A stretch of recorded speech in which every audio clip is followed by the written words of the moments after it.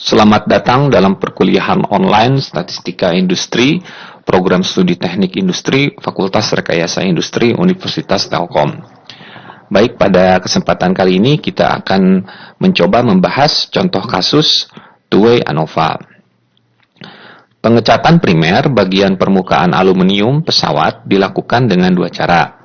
Yang pertama pencelupan, kemudian yang kedua adalah penyemprotan. Tujuan menggunakan cat primer adalah untuk meningkatkan adhesi atau daya rekat cat. Sekelompok insinyur yang bertanggung jawab dalam proyek ini menggunakan 3 jenis cat primer dan mengukur daya rekat cat setelah ditambahkan cat primer. Eksperimen 2 faktor dilakukan untuk menginvestigasi pengaruh jenis cat primer dan metode pengecatan terhadap daya rekat cat. Oke, jadi di sini ada 2 faktor ya yang diperhatikan terhadap respon daya rekat cat, yaitu faktor pertama adalah jenis cat, kemudian yang kedua adalah metode pengecatan. Kemudian selanjutnya adalah diambil 3 buah spesimen secara acak untuk masing-masing kombinasi jenis cat primer dan metode pengecatan. Kemudian diukur daya rekatnya untuk masing-masing spesimen. Jadi setiap kombinasi dari jenis cat, misalkan jenis cat 1, metode pengeringannya adalah pencelupan. Maka nanti diambil 3 pengamatan ya atau 3 spesimen secara acak. Kemudian data hasil eksperimennya disajikan sebagai berikut. Oke, dari sini kita lihat ya. Jenis cat primer, nah ini faktor A. Kemudian metode pengecatan ini adalah faktor B. Jenis cat primernya di sini ada 3 ya. Oke, jadi level untuk faktor A-nya ada 3 ya. Level ke-1, level kedua, level ketiga. Jenis cat 1, jenis cat 2, jenis cat 3. Kemudian metode pengecatan tadi ada 2 ya. Yang pertama pencelupan, yang kedua adalah penyemprotan.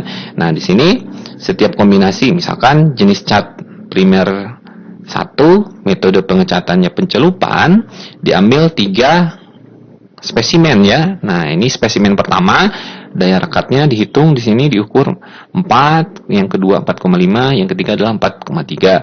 Kemudian kombinasi jenis cat primer 1 dengan metode pengecatannya adalah penyemprotan juga sama diukur. Di sini ada 3 ya, 5,4, 4,9 dan 5,6.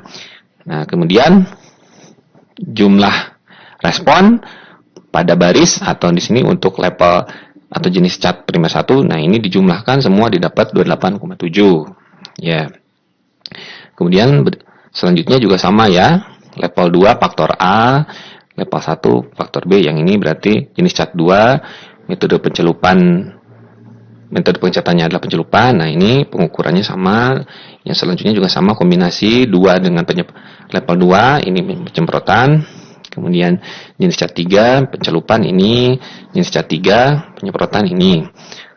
Total kolom diperoleh ya. Total kolom yang pertama yang ini, total kolom yang kedua yang ini, yang total baris kedua, total baris ketiga. Oke, total keseluruhannya adalah 89,8. Kemudian berdasarkan data ini kita diminta untuk melakukan pengujian hipotesis untuk mengetahui pengaruh jenis cat primer atau faktor A dan metode pengecatan atau faktor B terhadap daya rekat cat pada taraf nyata 5%. Sebelum kita melakukan proses pengujian hipotesis untuk mengetahui pengaruh faktor A dan faktor B terhadap daya rekat cat, terlebih dahulu kita melakukan proses perhitungan jumlah kuadrat untuk setiap komponen. Oke, yang pertama kita hitung jumlah kuadrat total ya. Oke, jumlah kuadrat total ini, jadi kita yang pertama adalah menjumlahkan kuadrat setiap nilai responnya. Nah, coba kita perhatikan di sini.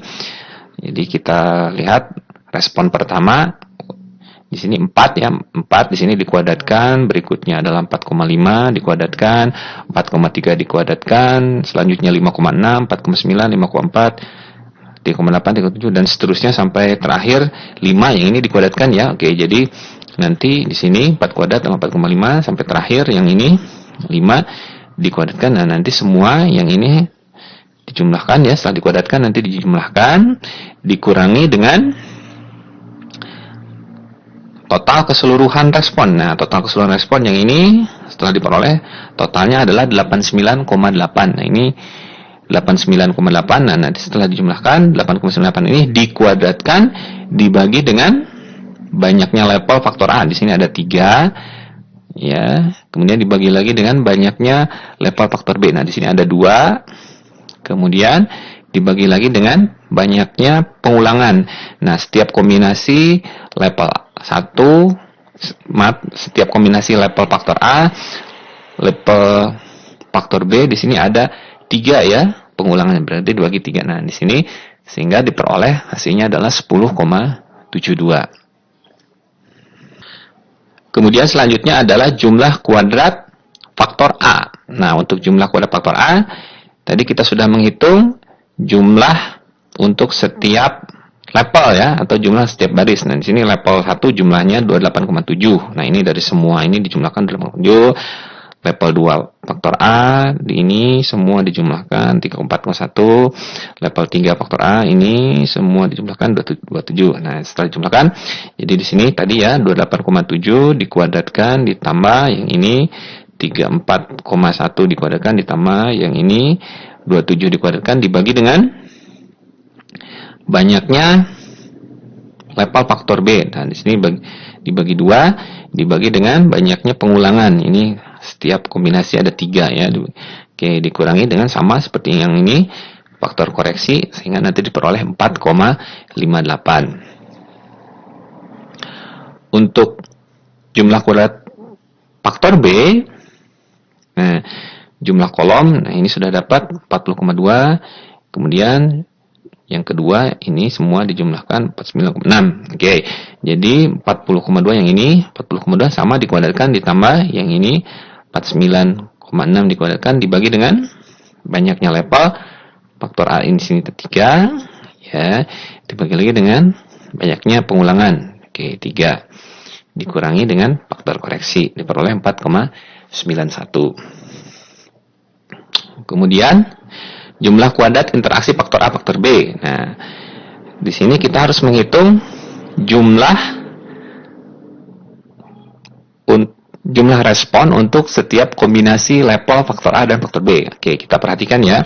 Level 1 faktor A, level 1 faktor B. Nah, ini ya jumlahnya berarti ini 4 tambah 4,5 tambah 4,3 diperoleh 12,8. Berarti 12,8 nanti dikuadratkan ditambah, nah nanti yang ini 5,4 tambah 4,9 tambah 5,6, ini yang 3 dijumlahkan dapat 15,9. Kemudian dikuadratkan ya, ditambah level 2 faktor A, level 1 faktor B 5,6, 4,9, 5,4 dijumlahkan, di sini dapat 15,9. Kemudian dikuadratkan dan seterusnya sampai dengan level 3 ya, faktor A, level 2 faktor B. Dan di sini berarti 5,5 tambah 5 tambah 5 diperoleh 15,5. Kemudian dikuadratkan dibagi dengan banyaknya pengulangan. Setiap kombinasi kan 3 ya. Oke, dikurangi jumlah kuadrat faktor A 4,58 dikurangi jumlah kuadrat faktor B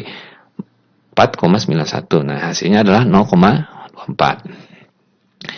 Kemudian yang terakhir adalah jumlah kuadrat kesalahan. Jumlah kuadrat kesalahan, jumlah kuadrat total dikurangi jumlah kuadrat faktor A, dikurangi jumlah kuadrat faktor B, dikurangi jumlah kuadrat interaksi faktor A faktor B. 10,72 dikurangi 4,58 dikurangi 4,91 dikurangi 0,24 sama dengan 0,99. Setelah kita mendapatkan jumlah kuadrat untuk setiap komponen, selanjutnya kita membuat tabel ANOVA. Yang pertama kolom sumber variansi, yang kedua kolomnya jumlah kuadrat, yang ketiga kolomnya derajat bebas, yang keempat kolomnya rataan kuadrat, yang kelima kolomnya adalah nilai F. Sumber variansi untuk faktor A, jumlah kuadratnya SSA tadi diperoleh 4,58. Derajat bebasnya faktor A terdiri 3 level, derajat bebasnya berarti 3 dikurang 1 sama dengan 2. Rataan kuadratnya berarti jumlah kuadrat faktor A dibagi derajat bebas faktor A. 4,58 dibagi 2 diperoleh 2,29. Untuk sumber variansi faktor B, jumlah kuadratnya SSB di sini adalah 4,91. Derajat bebasnya faktor B terdiri dari 2 level, berarti derajat bebasnya adalah 2 dikurang 1 sama dengan 1. Rataan kuadratnya berarti 4,91 dibagi 1 sama dengan 4,91. Untuk interaksi, sumber variasi interaksi, jumlah kuadratnya SSAB adalah 0,24. Kemudian derajat bebasnya 2 dikali 1 sama dengan 2. Sehingga rataan kuadratnya 0,24 dibagi 2 sama dengan 0,12. Selanjutnya sumber variasi kesalahan, jumlah kuadratnya berarti SSE. Di sini ada 0,99 ya. Masukkan 0,99. Derajat bebasnya, nah derajat bebasnya rumusnya A kecil dikali B kecil dikali dengan N kecil kurang 1. A kecilnya faktor A tadi 3 ya, berarti 3. B kecilnya tadi 2, berarti 3 kali 2 6 dikurangi 3 dikali 2 dikali dengan N kecil kurang 1. N kecil banyaknya pengulangan 3 kurang 1 2, berarti 6 kali 2 diperoleh 12 ya.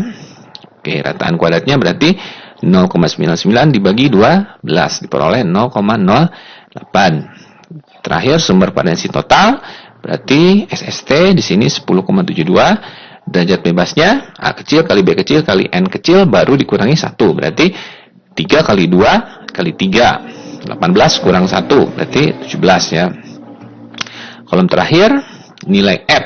Nah, nilai F untuk faktor A berarti rataan kuadrat faktor A dibagi dengan rataan kuadrat kesalahan. Berarti 2,29 dibagi 0,08 diperoleh 27,76.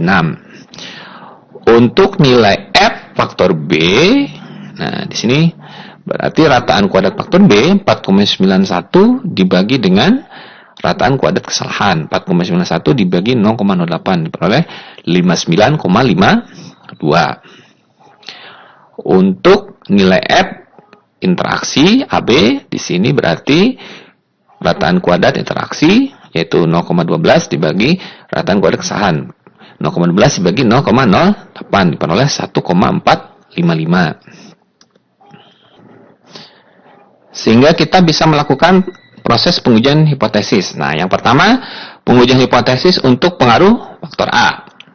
Tahap 1, kita merumuskan H0-nya ya.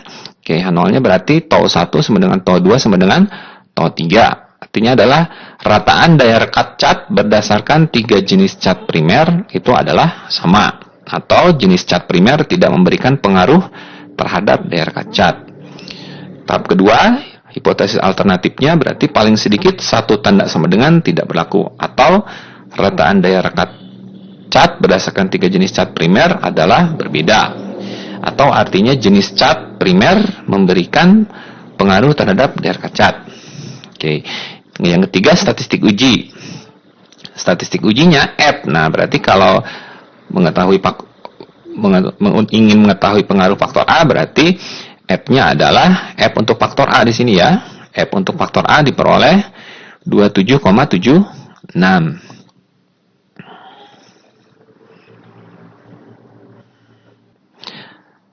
Tahap keempat, menentukan daerah kritis dan kriteria uji. Tadi kita tentukan taraf nyatanya adalah sebesar 5% atau 0,05.